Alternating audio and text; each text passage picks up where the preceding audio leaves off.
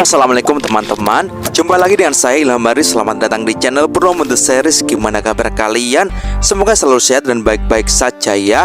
Kali ini kita akan meneruskan merangkum animasi Shishing Season 5 episode 42 ya guys. Dan gak usah berlama-lama lagi, langsung saja gas cuy. Di episode sebelumnya, Raja Gila tiba-tiba saja mencegat Raja Bandiasura yang akan masuk ke istana surga. Karena saat ini Raja Gila benar-benar akan menghabisi ketiga Raja Asura yang lain. Jelas hal itu membuat Raja Bandiasura kaget. Ia pun bertanya-tanya, ada apa dengan Raja Gila? Bukannya membunuh para dewa adalah tujuan mereka bersama? Raja Gila pun lalu balas berkata, kalau penyatuan Asura juga merupakan tujuannya. Raja Bandi pun tertawa kecil mendengarnya. Ia tak menyangka selama bertahun-tahun Raja Gila lah yang akhirnya berani menembus lapisan kertas jendela itu. Sontak, rakyat Raja Bandi pun juga kaget mendengarnya. Raja Gila pun kini menegaskan sekali lagi bahwa dia bertekad akan menulis ulang sejarah dengan membangun peradaban Asura baru. Dan Raja Gila tidak akan menunjukkan belas kasihan kepada siapapun yang akan menghalanginya. Raja Gila pun segera turun dan benar-benar menantang Raja Bandiasura. Dan kini para rakyat Raja Gila pun mulai berdatangan. Mereka pun segera berjajar di belakang Raja Gila. Mereka semua berteriak dengan kompak, duel, duel, duel, ayo tarung. Rakyat Raja Bandi pun masih tak percaya dengan semua ini. Mereka benar-benar tak menyangka pertarungan antar raja akan terjadi di istana surga. Raja Bandiasura jadi tertantang dengan ide Raja Gila ini. Tanpa ragu, ia pun segera menembakkan kekuatan asap racun yang sangat tebal kepada Raja Gila dan pasukannya. Raja Gila pun segera melayangkan tebasan agar ia terhindar dari asap racun itu. Akan tetapi, beberapa prajuritnya kini tewas akibat racun yang mematikan itu. Raja Gila pun jadi kesal. Ia pun segera menyerang Raja Bandi dengan tebasan-tebasan yang intens. Raja Bandi pun segera berlari dan menghindari tebasan-tebasan itu. Sampai saat ini, tebasan Raja Gila belum mengenai Raja Bandi sama sekali. Raja Bandi pun tak mau menghindar terus. Dengan kekuatan asap racunnya, ia pun dengan cepat menghilang dan menyerang balik Raja Gila dari belakang. Ia pun memukulkan gas racun ke punggung Raja Gila dengan telak, membuat kini tubuh Raja Gila benar-benar keracunan. Raja Gila kini berusaha menahan efek dari racun itu. Walaupun begitu, ia pun masih berusaha untuk menyerang Raja Bandi. Tapi jelas tubuhnya yang melemah membuat serangan Raja Gila kali ini agak kendor, sehingga tebasan-tebasan Raja Gila sangat mudah dihindari oleh Raja Bandi. Di situ Raja Bandi mengatakan bahwa semakin Raja Gila mengeluarkan jiwa tempur, maka racun itu semakin cepat merasuk. Akan tetapi Raja Gila tampaknya tak mempedulikan hal itu. Ia pun lanjut melancarkan tebasan-tebasan yang brutal kepada Raja Bandi. Sambil menangkis, Raja Bandi pun tampak terkejut dengan kegilaan Raja Gila ini. Walaupun keracunan, tampaknya serangan Raja Gila ini tak kendor sama sekali. Dan nyatanya, tebasan-tebasan Raja Gila semakin liar dan kuat. Raja Bandi pun segera mengeluarkan gas racun yang sangat tebal untuk menyembunyikan dirinya. Tapi seolah kekuatan Raja Gila tak bisa habis sama sekali, ia pun malah dengan lebih brutal melayangkan tebasan-tebasan yang begitu deras. Raja Bandi pun kini jadi tak berkutik. Sebelum akhirnya ia hanya bisa pasrah menahan tebasan yang terus menimpa tubuhnya. Tebasan itu pun semakin intens dan gila. Lapisan gas racun yang ia keluarkan seakan tak ada gunanya. Tebasan itu terus menggempur tubuhnya. Tebasan itu pun dengan cepat menggores tubuh Raja Bandi. Dan tak berhenti di situ, Raja Gila kini melesat maju, membuat Raja Bandi pun kaget. Dan terpaksa, ia pun menjatuhkan tubuhnya ke belakang agar tak terpotong oleh Raja Gila. Raja Bandi yang kesal segera mengeluarkan kekuatan racun yang lebih dahsyat. Seketika muncul gumpalan racun yang menyebar kemana-mana. Racun itu dengan cepat menutupi area itu. Para pasukan Raja Gila pun jadi panik dan berlarian. Tapi naas, karena kini muncul serangga-serangga yang dengan cepat mengerubungi sebagian pasukan Raja Gila. Racun ini dengan cepat menyebar ke aliran darah siapapun yang tergigit. Dan jika Asura mengaktifkan Dewa Perang, maka racun itu justru menjadi semakin kuat menjangkiti tubuh dan membunuh.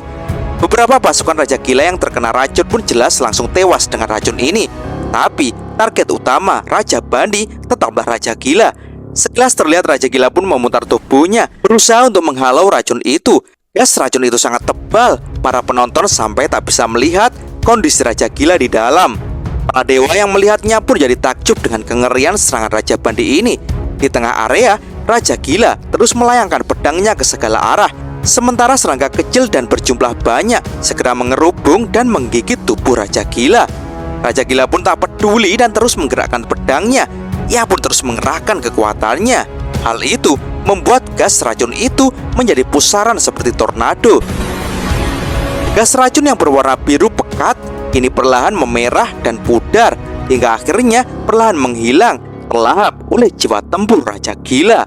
Raja Gila pun kini tampak tertunduk. Racun Raja Bandi benar-benar telah merasuk ke dalam tubuh Raja Gila.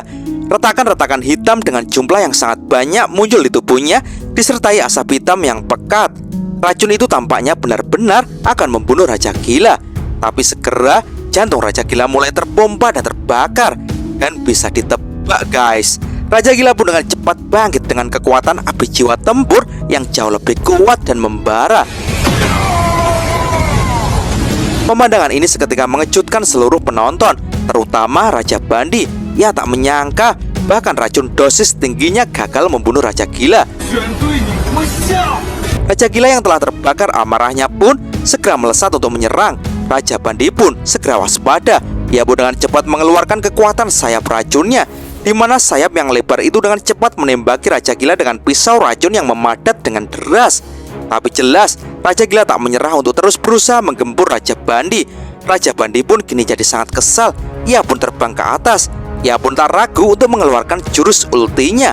Sayap racunnya pun kini dengan cepat membesar. Sayap itu segera mengeluarkan pisau-pisau racun yang sangat banyak dan menembak ke bawah. Serangan ini juga mengenai beberapa pasukan Raja Gila. Racun itu dengan cepat melelehkan siapapun yang terkena. Raja Gila pun segera berlarian untuk menghindarinya. Walaupun beberapa pisau itu menggores tubuhnya, ia pun jadi tambah marah. Raja Gila pun segera mengerahkan kekuatannya. Seketika kini muncul bola ungu yang perlahan-lahan membesar dan menjulang ke langit. Kekuatan itu segera mengikis ribuan pisau yang dilayangkan Raja Bandi. Kekuatan Raja Gila kini meningkat dengan sangat drastis. Seluruh penonton pun jadi takjub dengan kekuatan Raja Gila ini. Raja Gila kini dengan liar segera terbang ke atas sambil memutar tubuhnya.